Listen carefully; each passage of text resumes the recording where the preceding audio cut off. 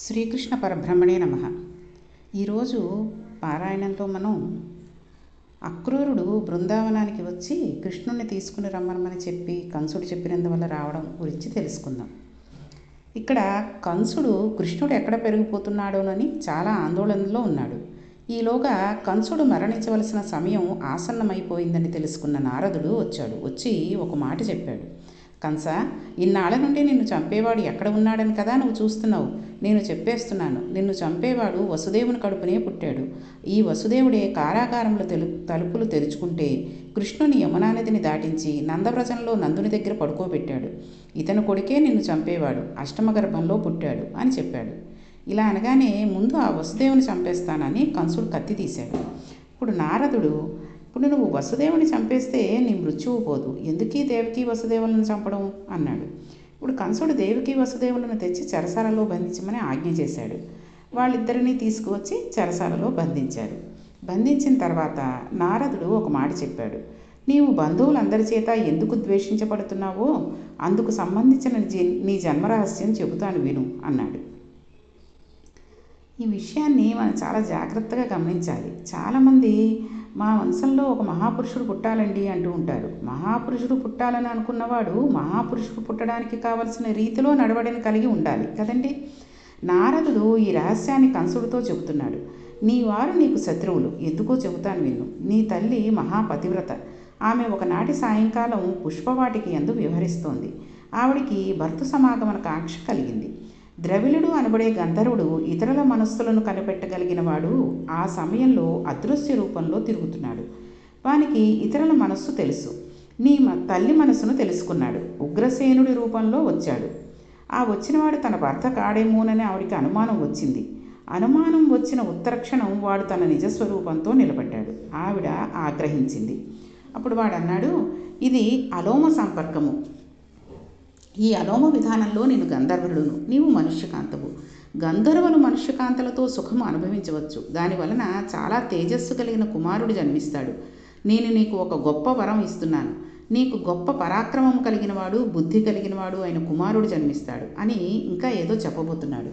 అప్పుడు ఆవిడ అంది, పరమ దుర్మార్గుడా, నా మనస్సులో భర్త సమాగమ కాంక్ష తెలుసుకుని నా భర్త రూపంలో వచ్చి నా పాతివ్రత్యం చెడకుండా నాకు కొడుకుని ఇస్తావా? నువ్వు ఎన్ని మాటలు చెప్పినా 1000 మంది సుపుత్రులు కలిగే కన్నా స్త్రీకి శీలమే గొప్ప. నీవు ఇటువంటి దుర్మార్గమైన పని చేశావు కనుక అని అంటూ ఆవిడ ద్రవిళుడిని శపించబోయింది. తనని శపించేస్తుందేమోనని వాడు గజగజ అడుగుతూ నిలబడ్డాడు. అప్పుడు ఆ మంది, నీ వలన నాకు పుట్టబోవ కొడుకు దుర్మార్గుడగుగాక, ఋషులను ద్వేషించుగాక, పరమ కిరాకుతగుడగుగాక, వానిని 10 కాముల పాటు రాక్షసులుగా చెప్పుకొనిదురుగాక అంది. అప్పుడు వీడు తాను కూడా శపిస్తేనే ఆవిడ సంతోషపడుతుందని అతడు తన వారి చేత తాను ద్వేషించబడుగాక అని అన్నాడు. అందుకని నీ వారి చేత నీవు ద్వేషించబడతావు. నీ తల్లి నీవు పుట్టగానే వరం ఇస్తూనే శపించింది.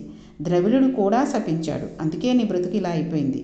అందుకనే నీ వారు అన్నవారు ఎవరూ కూడా నిన్ను సంతోషంగా మంచిగా చూడట్లేదు, అందరూ నిన్ను ద్వేషిస్తున్నారు అన్నాడు.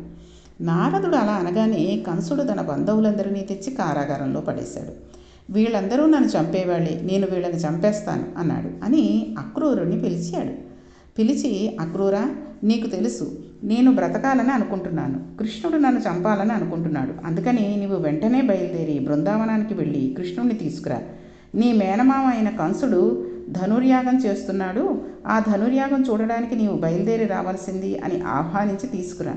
ధనుర్భాగ్యం మిషబెట్టి ఆ పిల్లవాడు మధురా నగరంలోకి వచ్చిన తర్వాత వానిని ఏదో రకంగా చంపేస్తాను. మన దగ్గర కువలయాపీడము అనే ఒక ఏనుగు ఉంది. ఆ ఏనుగుతో తొక్కించేస్తాను.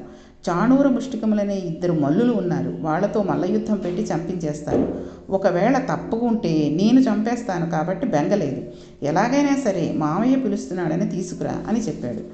అక్రూరుడు బయలుదేరడానికి ఒప్పుకున్నాడు. వెళ్ళి బలరామకృష్ణులను తీసుకువస్తానని అన్నాడు.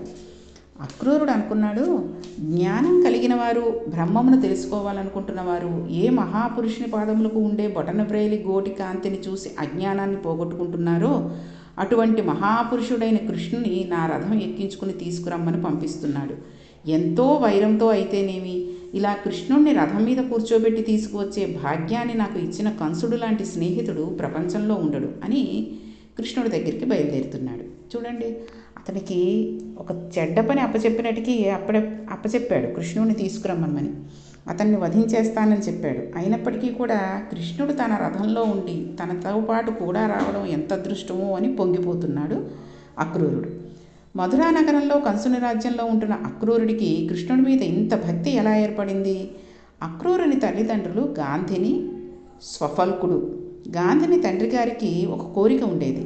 తన పిల్లల కడుపున ఒక మహాపురుషుడు జన్మించాలని ఆయన కోరుకునేవాడు. ఆయన ఒక వ్రతం చేశాడు. ఆ వ్రతంలో 365 రోజులు ప్రతిరోజు నేను ఒక ఆవును దానం చేస్తాను అని 365 రోజులు మాతామహుడు దానం చేశాడు. ఆడపిల్ల తండ్రి ప్రతిరోజున ఒక ఆవు చొప్పున సంవత్సరం పాటు దానం చేశాడు. ఆ దానం చేసిన ఫలితం చేత ఆయన కుమార్తె అయిన గాంధినికి అక్రూరుడు జన్మించాడు. ఈ అక్రూరుడు జన్మతః విశేషంగా కృష్ణభక్తి కలిగినవాడు. ముందు తరం కాక ఆ ముందు తరం వాడు చేసిన గోదాన ఫలితం నుండి ఇటువంటి మహాపురుషుడు పుట్టాడు. అక్రూరుని వంటి మహాపురుషుని వలన ఆ వంశం తరిస్తోంది. పుట్టుక చేత ఇంత భక్తి గతంలో చేసిన పుణ్యం వలన వచ్చింది. కాబట్టి ప్రయత్నపూర్వకంగా మనిషి పుణ్యాన్ని చేసి తీరాలి. అలా చేస్తే ఉద్ధరించగలిగిన మహాపురుషుడు ఆ వంశంలో జన్మిస్తాడు అని మనకి అక్రూరుని జీవితం తెలియజేస్తుంది. మనలో కూడా చూడండి, చాలామంది ఏ జన్మలో చేసిన పుణ్యమో ఈ ఫలితాన్ని అనుభవించాం. ఇంత చక్కటి కొడుకు పుట్టాడు, ఇంత చక్కటి పని జరిగింది, ఇంత మంచి అల్లుడు వచ్చేటట్టుగా అయ్యింది, మా అమ్మాయికి ఇంత చక్కటి పెళ్లి సంబంధం చేసాం, మా పిల్లవాడు ఇంత మంచి ఉద్యోగం చేసుకుంటున్నాడు అనుకుని సంబరపడిపోతూ ఉంటాం. అది మనం చేసిన పుణ్యమే కాదు, మన పూర్వీకులు చేసిన పుణ్యం కూడా మన పిల్లలకి ఫలితాన్ని ఇస్తూ ఉంటుంది. అక్రూరుడు బలరామకృష్ణులను తీసుకురావడానికి బృందావనం బయలుదేరి వెడుతున్నాడు. బృందావనం దగ్గరికి చేరుకున్నాడు. మనసులో పొంగిపోతున్నాడు. నేను బృందావనం వెడుతున్నాను. అక్కడ యమునా నది నుండి చల్లటి గాలి వస్తూ ఉంటుంది. బోలెడని ఆవులు, దూడలు వీటన్నిటినీ తోలుకుంటూ ఏమీ తెలియని అమాయకుడిలా పరబ్రహ్మమైన శ్రీకృష్ణ పరమాత్మ బలరాముడితో కలిసి ఇంటికి వస్తూ ఉంటాడు. ఆవుల గిట్టల నుండి పైకి రేగిన గోధూళి ఆయన శిరస్సు మీద, లలాటం మీద అంటుకుంటుంది. ఆయనకు చిన్న స్వేదం పుడుతుంది. ఇదంతా ఊహించుకోండి మీరు కూడా. ఆ స్వేదమును తీసుకుని నడిచి వెడుతూ ఉంటాడు. ఆయన పదగట్టన చేత భూమి పవిత్రమై పరవశించిపోతూ ఉంటుంది. అటువంటి చిన్ని కృష్ణుడి దగ్గరకు నేను వెళ్ళబోతున్నాను. వెళ్ళి ఆ కృష్ణుడి దగ్గర కూర్చుంటాను. కృష్ణుడితో మాట్లాడతాను. ఆయన అంగాంగములను నేను చూస్తాను. ఆయనకి సాధు పురుషులంటే ఇష్టం. ఆయన నన్ను మర్యాద చేస్తూ నా భుజం మీద చేయి వేస్తాడు. అన్నం తిను అంటాడు. నన్ను కూర్చోబెడతాడు. తాను మధుర వస్తానంటాడు. నేను సారథ్యం చేస్తాను. నా వెనకాతల కూర్చుంటాడు. లోకములన్నిటినీ నడిపేవాడు నా వెనక ఉంటాడు. నేను బండి నడుపుతాను. ఆహా, ఏమి నా అదృష్టం అని పొంగిపోతూ రథం తోలుకుంటూ వెళ్ళిపోతున్నాడు. అందుకే నమస్కారానికి అక్రూరుణ్ణి చెబుతారు. అక్రూర ప్రియ చక్రధరేతి అంటాం మనం శ్రీకృష్ణ పరమాత్మని. అలా వెళ్ళిపోతూ ఒకసారి భూమి మీదకి చూశాడు.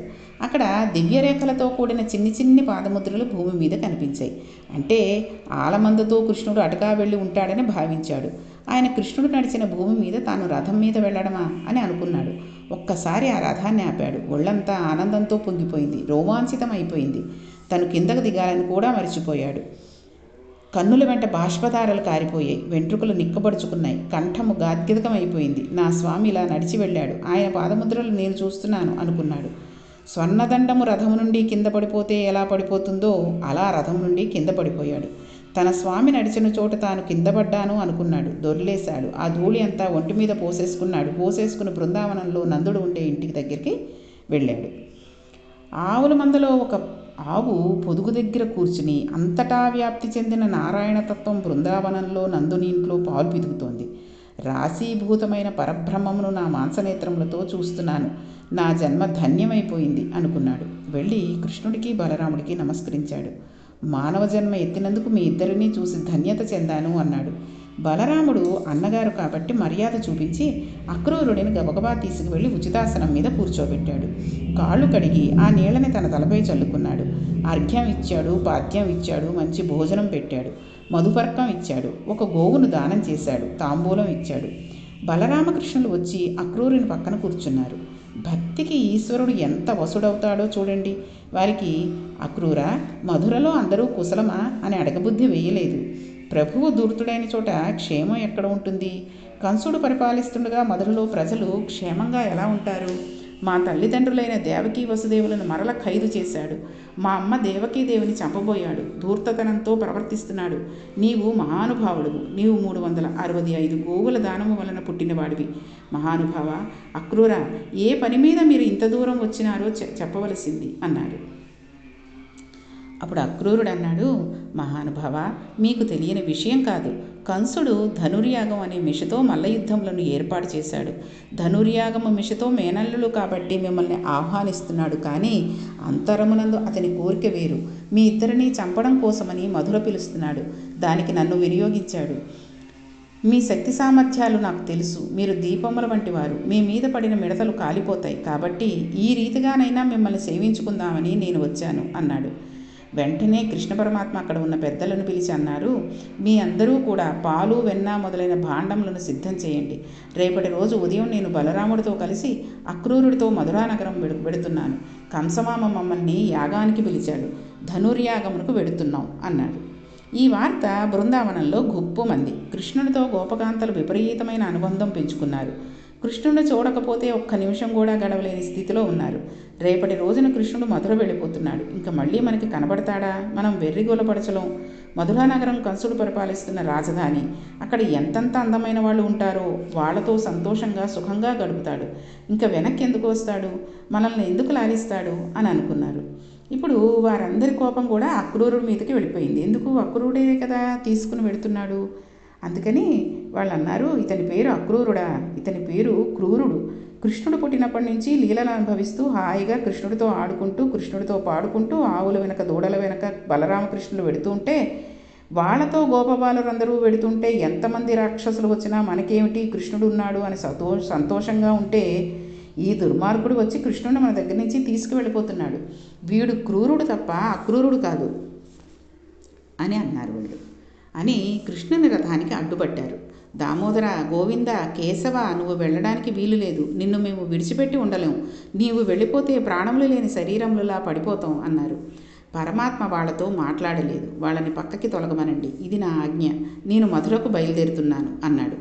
పక్కకి తొలిగారు. రథం వెళ్ళిపోతోంది. పాపం యశోదాదేవి దుఃఖానికి అంతే లేదు. ప్రతిక్షణం ఆ కృష్ణుని తలుచుకోవడం తప్ప అసలు ఆవిడికి జీవితమే లేదు. అంత ప్రేమించిన తల్లి. కృష్ణుడు మధుర వెళ్ళిపోతున్నాడు. అక్కడ కంసుని వలన ఏ ప్రమాదం వస్తుందోనని ఆమె బెంగ పెట్టుకుని ఉంది. దూరంగా రథం వెళ్ళిపోయి ఆ ధూళి రేగుతుండగా పతాకం కనిపించినంతసేపు ఉండి వాళ్ళు కట్టుకున్న బట్టలన్నీ కూడా కన్నీటితో తడిసి ముద్దలైపోయిన తర్వాత గోపకాంతలందరూ తిరిగి ఇళ్లకు వచ్చేశారు. అలా వెడుతుండగా అక్రూరుడు ఒక చిత్రమైన పని చేశాడు. రథమును యమునా నది ఒడ్డున ఆపి ఒక్కసారి స్నానం చేసి సంధ్యావందనం చేసుకుని వస్తాను కృష్ణ అన్నాడు. చేసుకురావయ్యా అన్నాడు కృష్ణుడు. ఆయన నీటి దగ్గరికి వెళ్ళి ప్రణవమును జపించి ఒకసారి ఆ యమునా నది వంక కళ్ళు విప్పి చూశాడు.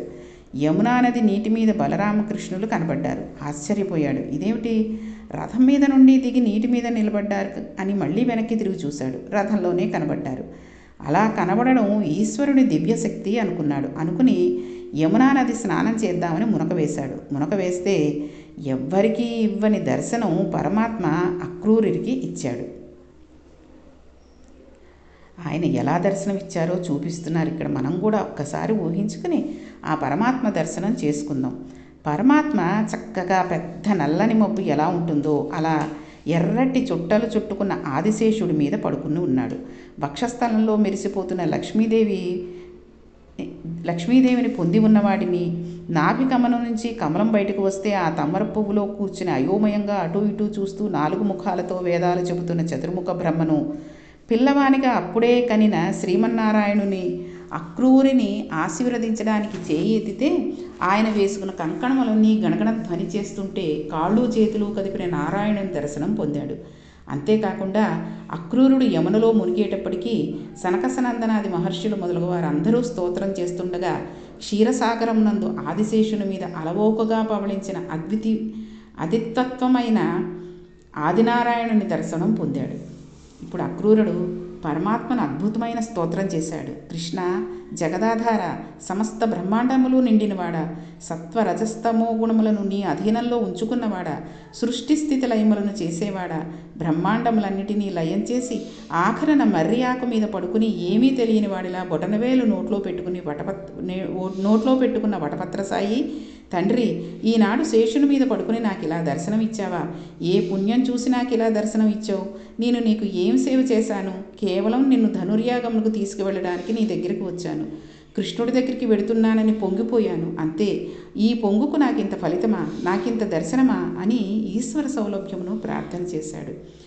స్వామి అక్రూరుడికి ఈ విధంగా దర్శనం ఇచ్చాడు. మనం కూడా ఊహలో ఈ దర్శనం చేసుకున్నాం కాబట్టి ఇవాటికి ఈ దర్శనాన్ని అలా ఉంచుకుని రేపటి పారాయణంలో అక్రూరుడు ఎలా కంసుడి దగ్గరికి తీసుకెళ్ళాడు, ఆ తర్వాత ఏమైంది అనే విషయాన్ని తెలుసుకుందాం. శ్రీకృష్ణ పరబ్రహ్మణే నమః.